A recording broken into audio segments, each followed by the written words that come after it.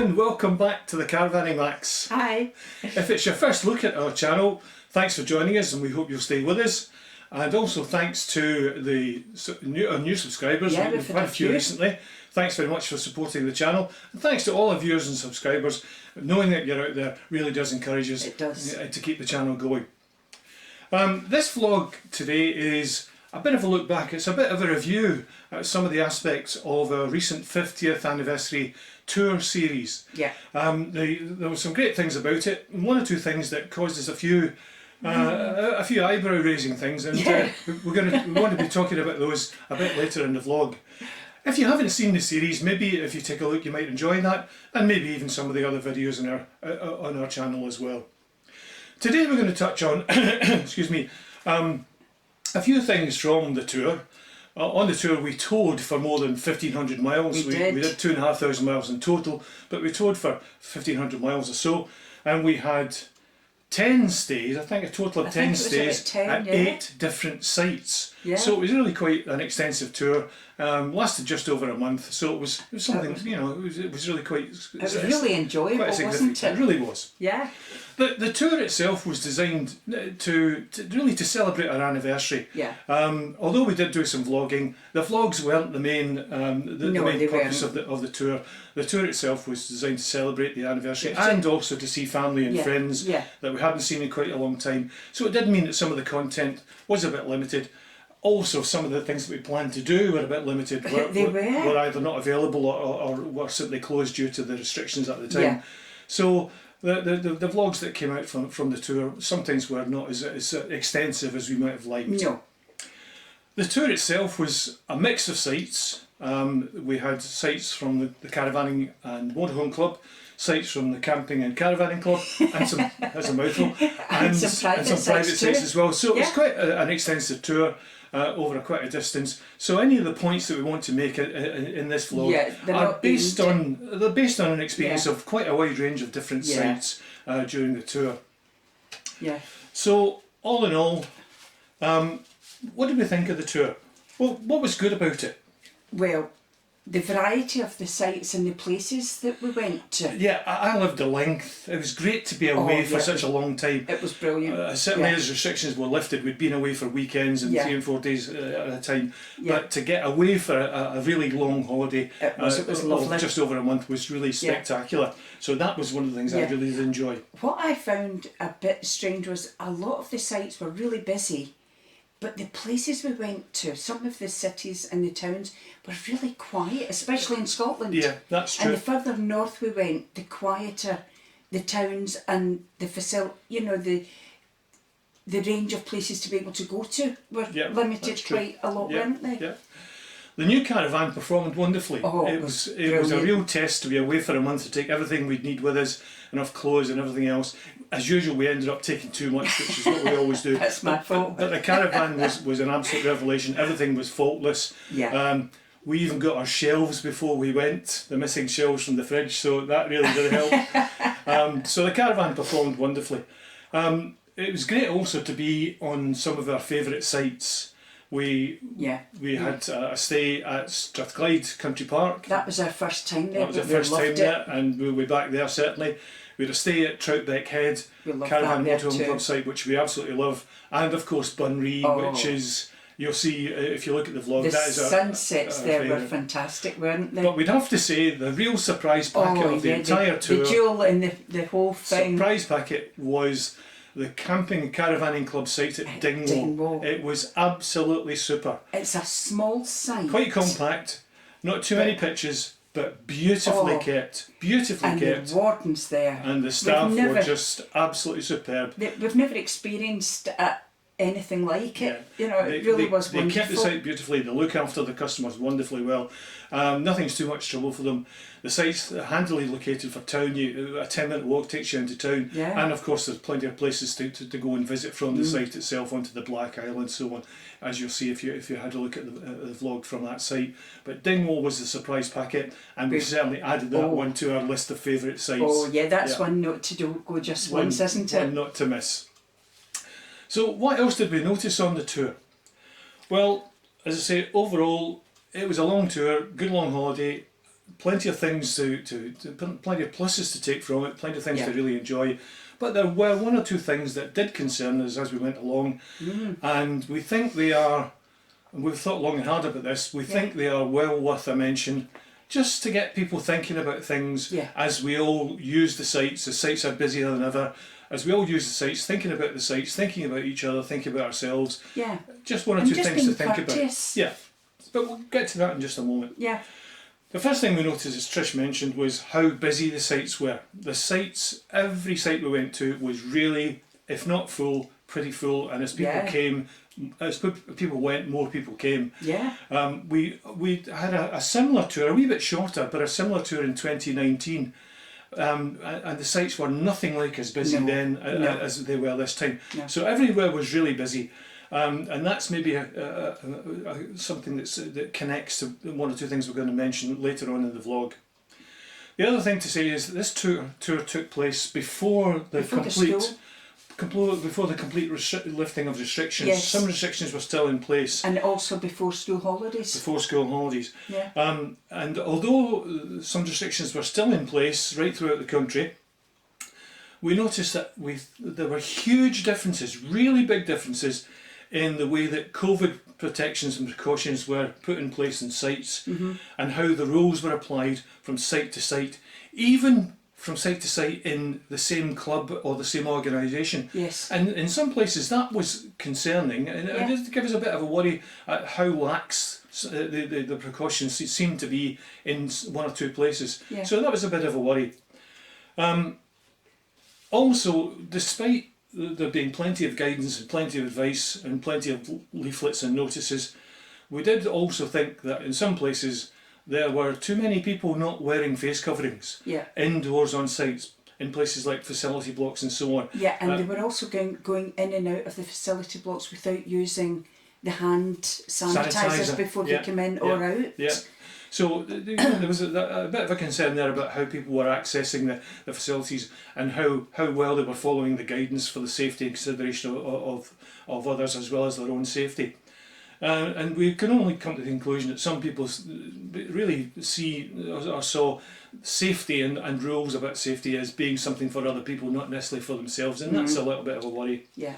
The other thing to say there in that vein is, in the same way, despite the efforts of staff, and we did see tremendous efforts by staff, a lot of people were either ignoring or abusing any wristband system that was in operation on many sites. They either just abused it or ignored it altogether, and that was a bit of a worry, because that's put in place for not only for their safety and security, but also everybody else. And again, it's one of those things where we just thought there was maybe just an element of selfishness creeping in there, and that's a bit of a worry. It's something we hadn't seen within caravanning much before, so that's something that we were concerned about. Also, we did hear also many people complaining about the state in which some toilet facilities and shower facilities were left by people. There was obviously increased cleaning schedules because the precautions were still in place, the restrictions had to be lifted. And despite the efforts of staff, again, people using toilet facilities and shower facilities often just left them in such a poor state. Yeah, they didn't clean up after themselves. It was quite, it really was quite frustrating to see some of that, and to hear the staff mention that as a particularly annoying feature of their job, to have to go again and again and again to do something that people really could have looked after done themselves. for themselves. So we definitely felt that these things were a bit of a hindrance to our enjoyment of the tour. We enjoyed a lot of things about the tour, but these things were a bit annoying and a bit worrying from time to time, and they did give us in some places concerns about using sites in future, which really shouldn't be the case. And we'd have to say that these things were only made worse by two other things that are a particular annoyance to people. People spoke to us constantly about these things, and from things I've seen on social media, again, many caravanners share concerns about these two things I'm going to mention now. And it's two things that again highlights a possible growing lack of consideration and concern for others. That we all caravanners, motorhomers and campervanners ought to be thinking about as we use sites. One of those was people cutting across pitches, taking shortcuts between caravans, not only walking, but sometimes cycling, walking with a dog between caravans and motorhomes, cutting across pitches. Really annoying. It's just a complete lack of respect for people's privacy and just a lack of courtesy. It happened again and again, and we heard lots of people complaining about it. We saw lots of people arguing with other people about it. So that's something that's, again, we've mentioned, we've seen it ourselves, we've heard from other people, and it's a bit of a worry. There was one instance where a couple came across the pitch. We didn't have an awning up, we were leaving the following day, came across the pitch and were so close, so close, that the lady tripped over our step. And actually peered in the window of the caravan to look at us eating our dinner. Tripped over the step. Now, it's just not acceptable. If it hadn't been so rude, it would have been funny. But it's not funny. It isn't funny. And people need to be thinking about that kind of thing before they take the shortcut. If you have to go to the washroom, if you have to go for water, whatever it is you need to go for, use the pathways. Really, just consider other people. On another occasion, again when we didn't have an awning up, I think it was Strathclyde, to be honest. We were having breakfast. And the gentleman, and I use that word loosely, opposite us, who was hitching up to go, parked his car on our pitch where our awning would normally be while he got his caravan prepared for hitching up, and then came back and reversed it back and hitched up and drove off. Couldn't possibly have missed us sitting there having breakfast. Must have known we weren't out of the caravan, but it was okay as far as he was concerned to put his car parked on our pitch, not even edged onto the pitch to give him some space. Parked all the way on it. Before he hitched up his car and drove off. Now, again, that's just a lack of respect and a lack of courtesy for people. It was quite astonishing. Never seen anything like it before. We were so shocked we couldn't even say anything. I do well, just as well. That's something I hope we never see again. But it's maybe just a sign that things aren't the way that they maybe ought to be, as far as some people are concerned. Yeah. I mean, most people were brilliant. Most people we met some lovely people. But these things are on the increase. A lot of people talking to us about it, a lot of things on social media about it, and it's maybe something for us all to think about, which is really one of the purposes of highlighting them in the vlog. Yeah. The other thing that was a constant concern, and we saw it in every single site, no matter where we were, and we've had lots of people talking about it, a load of people on social media talking about it. And it's not just worrying, it's just dangerous. It's people driving too fast on this site. There's one occasion. Every single site. Well, I know that on most sites you're asked to do 5 miles an hour. And a lot of modern cars are just not engineered in a way that driving at 5 miles an hour is possible. But you can usually get down to somewhere between 5 and 10 without too much difficulty. But when you get to doing 15 or 20, or in some cases definitely more, that's not funny. It just isn't funny. There was one occasion, remember, we couldn't believe it. A car pulling a caravan was speeding at such a rate, he had to put the brakes on really hard so that he didn't go over the bump with his caravan, didn't he? This chap was coming in with a caravan, coming along so quickly, as Trish said, spotted the speed hump at the last minute, jammed on the brakes, squeal of brakes, and there were tyre marks on the road, on the access road, after he drove away. So that's a definite indicator that somebody's not looking at driving in a way that's appropriate. And it's worrying because these are supposed to be places that are safe to allow children to play. And some child might not think about it and just run out. It's a moment's inattention, running out from behind the caravan. And it really worries me about something like that happening. And I really do honestly think, although there's the odd notice here and a bit of advice there, I really do think not only are some drivers not doing enough about this and paying attention to what they should be doing, but I do think that the clubs aren't doing enough, that the other organisations, the site owners are not doing enough, and I don't think the sites themselves are doing enough in this thing, I have to say so. I think it's something that needs to be addressed really as soon as possible. Are we going to wait till there's a tragic accident on site before something happens and people think carefully about it? Please do. Get down to between 5 and 10 miles an hour. 5 miles an hour may be unrealistic, but get as close to it as you can, and bear in mind the unexpected might happen. It can happen to us all. please just think about that one. That's one for us all to think about as we're driving around the site, whether we've got the caravan on the back or not. You might think, well, these things aren't all that important. What if somebody takes a shortcut past your caravan? Well, we don't agree. We're not going to agree on that one. We just feel that, along with the other things that we're mentioning here in the vlog, when you take them all together, there's a bit of a trend perhaps growing here. There are things that we've seen at all the sites we've been on in this tour, and it's just a bit of a worry that there's a growing lack of courtesy and respect coming along in the hobby. It's just something that perhaps has not been there in the past and would be a bit of a worry into the future. And I don't think it's all new people doing it. We've heard people say, oh, it's because of all the new people coming in. But it's not that at all. It's not. This is not a blame situation. This is something which we all share responsibility for. It's just not acceptable to be blaming people and criticising this group or that group. We've all got to play our part here, and if we're not careful, these are things that are going to be a bit of a drawback. They're going to affect our enjoyment of the hobby. So the truth is that we've all got a responsibility part to play there. If you're a parent or a grandparent and you take your children or grandchildren with you, teach them about respect and courtesy for other caravanners and safety when you're on site. If you're a new person coming into caravanning, or motorhoming or motor caravanning, learn as much as you can. Listen to other people, ask questions. Nobody's going to be surprised if you ask questions. They'll be delighted to help you out.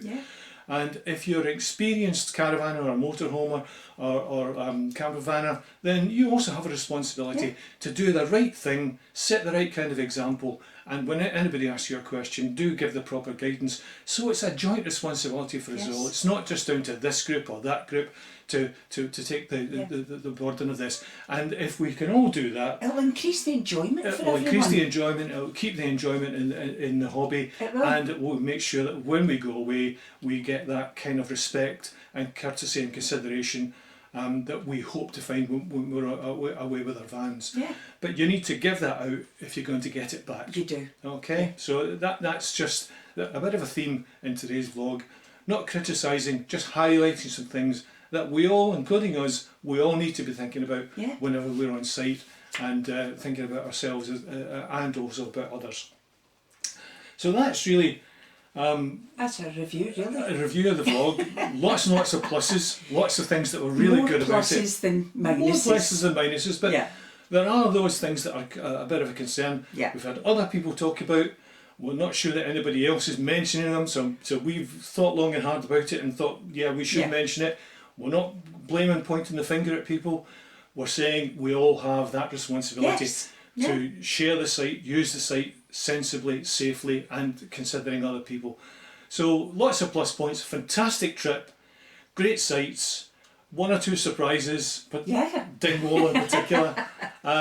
Terrific time with the new caravan, so lots of pluses, but one or two things that in the circumstances when sites are so busy that were a bit of a concern. Maybe things will settle down, but we hope in highlighting this, maybe just one or two people might think and how they use the sites and how they treat other people when they're on site. So I think that's all we just say about the anniversary tour. It's full of memories, full of photographs, and we've got our vlogs to look at again as we look back on it. We hope that you've enjoyed what we talked about this morning.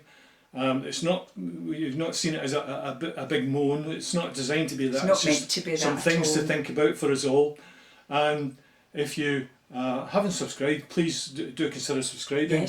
And if you want to know when the next video is going to be available, do ding on that notifications bell icon. If you like the video, give us a thumbs up, a like and share. And thanks again to all our subscribers and all our viewers. We hope you'll continue supporting and watching us.